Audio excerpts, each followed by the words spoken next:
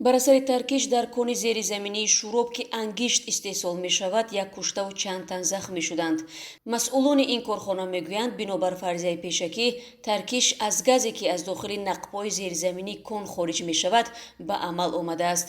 Гурӯҳҳои наҷот ҳоло бо бартарафкунии оқибатҳои ин ҳодиса машғул мебошанд. Ҳусейн Бобозода, сармуҳандиси ин кон, рӯзи 24 июл дар суҳбат бо радиозодӣ гуфт, ҳодиса тахминан соати 16:30 рух дод ва Абдуманон Тошбоев, сардори бригадаи коргарон, дар ҷои ҳодиса ба ҳалокат расид. Ӯро ба ташхисгоҳ бурдем ва ҳоло корро муваққатан то бартарафшавии садама қатъ кардем. Як манбаи боварбахши радиозодӣ ҳамчунин афзуд, ки 7 каси дигар дар ин ҳодиса захм бардошта ба беморхона интиқол ёфтанд.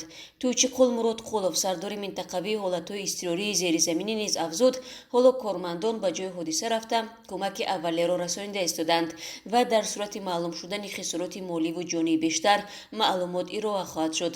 Кони зеризаминии Шӯроб аз калонтарин конҳои истеҳсоли ангишт дар Тоҷикистон мебошад. Ҳусейн Бобозода мегӯяд, ин гуна садамаҳо кам рух медиҳад ва дар 10 соли ахир нафаре ҳангоми кор дар кон ба ҳалокат нарасидааст.